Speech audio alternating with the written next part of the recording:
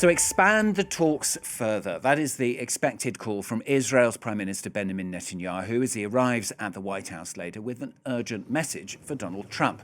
As Trump's team continues to work on a nuclear deal with Iran, Israel continuing its long calls for Iran to cease all uranium enrichment, dial back its ballistic missile program and cut ties to militant groups across the region, all moves that Iran has always rejected. Just hearing, in fact, in the last few moments from Iran's president saying he will not give in to excessive demands on the nuclear program. Unclear if Trump will listen, though, as he continues to sound optimistic that a deal can be done. I think they want to make a deal. I think they'd be foolish if they didn't. We took out their nuclear power last time, and we'll have to see if we take out more this time. It'd be a good deal. No nuclear weapons, no missiles, no this, no that, all the different things that you want. But some people worry that they've been very dishonest with us over the years, right? Very dishonest. Obama and Biden, what they did in terms of creating a monster with Iran was terrible. That Iran nuclear deal was one of the dumbest deals I've ever seen. Donald Trump there, with Philip Turle, International Affairs Editors, with me. Philip, Netanyahu then pushing for this much more aggressive approach. How might that go down? It's difficult to say, but there is a big gap between what the two men want. There are some parts of this that they both agree on, but quite large parts which they don't agree on. Basically, what Donald Trump wants in these talks with the Iranians right now is a deal on reducing the nuclear program. I think there's no problem between Israel and the United States on that. They also want a limit to end Iran's ballistic missile capacity.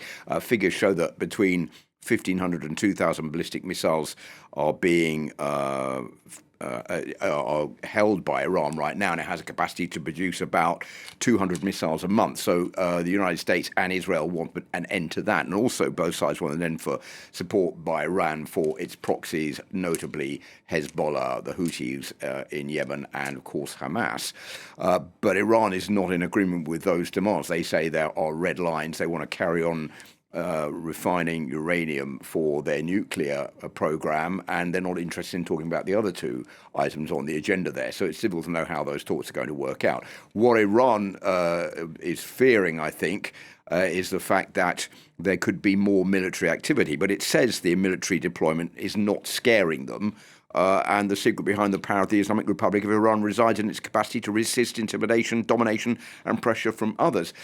This is exactly what is scaring Israel. What Benjamin Netanyahu wants Donald Trump to do is to hit Iran militarily.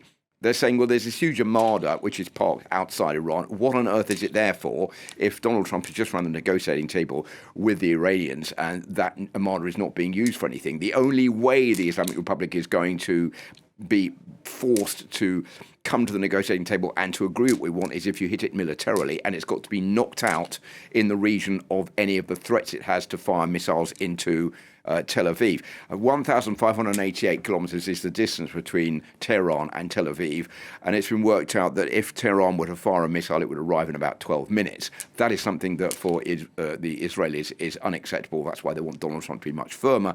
Donald Trump is saying, well, if I hit militarily Iran, that will upset the regional balance. Other countries there have told me not to do that, Saudi Arabia, Qatar and others, because they're scared there will be a fallout on their countries from Iran, and also there will be hits against US bases in the region. That's why he's gone to the negotiating table to talk to the Iranians.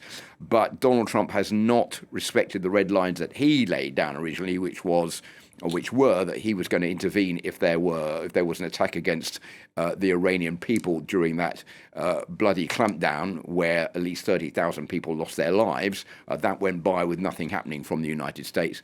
And I think there is a feeling that Donald Trump has really not given any support to the Iranian people at all. It's not just about Iran, is it? There's also the future of Gaza. It's the first meeting next week due of Donald Trump's Board of Peace. Netanyahu may well or may well not be coming back for that. Well, it looks like he's going to go back. This visit to Washington now. It was unscheduled, but I think he wants to certainly try to push Donald Trump to be much more hard-lined with the Iranians.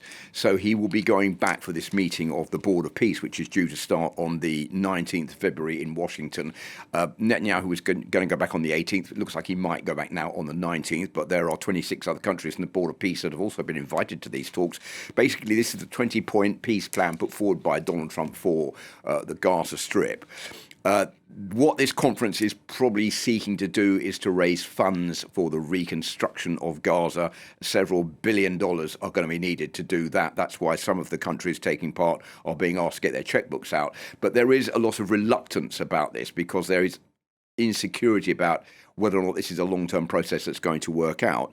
There's skepticism Hamas will disarm. Many countries are very hesitant to get involved because they're not sure where this is all going to work out. Will the war start all over again if Hamas doesn't play along? And there's a refusal by the Israelis to accept a future Palestinian statehood. So we'll have to see how these talks work out. But I think one of the things that will be discussed is disarmament. First of all, on heavier weapons, and then secondly, on people who own weapons amongst Palestinians or Hamas. They will be encouraged to hand those weapons over in exchange for money or in exchange for jobs or in exchange for an amnesty. This is something, unfortunately, that Israel is unlikely to back because they say it's a too long-term process. So a lot of differences that need to be worked out before this peace process really is up and running in the Gaza Strip. And yet another potential sticking point, this is over the West Bank. Donald Trump has said he will not allow Israel to annex the territory, which of course it's occupied since 1967. Big row going on over this as well. Yeah, this is something that Donald Trump has said, that he will not allow Israel to take over the West Bank. It looks like Israel is moving towards this. The fact is that they have talked about introducing new measures, which basically boils down to a land grab and the de facto annexation of the West Bank. It means that from now onwards, a decades-old ban on the direct sale of West Bank land to Israelis is going to be torn up, which means they can just go in there and buy land and build a Jewish settlement if they want. And they will also declassify the local land registry records. So that will open the door to many more settlements being built in the West Bank. We've had the biggest number of settlements being built over the last couple of years since these settlements first went up after the Six-Day War in 1967. And there's been a statement from the Israeli finance minister, the far-right finance minister, Bezalel Smotrich, who has basically made it pretty clear what he wants. He's just been saying, well, we will continue to kill the idea of a Palestinian state, which is not going to go down very well with Donald Trump. What Benjamin Netanyahu wants to achieve also during this visit to Washington is Donald Trump backing him to get him off the hook as far as any potential hearings are concerned into his illegal goings-on and bribery and corruption charges. With what has been going on recently with Benjamin Netanyahu, the annexation of the West Bank, the Gaza peace process, and the sluggish response to that, there's going to be a difference between Donald Trump and Benjamin Netanyahu. It's going to be quite interesting to see how this is going to work out. But I think that also explains why Benjamin Netanyahu has gone on a plane to go and see Donald Trump right now and not wait for this meeting of the Board of Peace, which is due to take place from the 19th of February.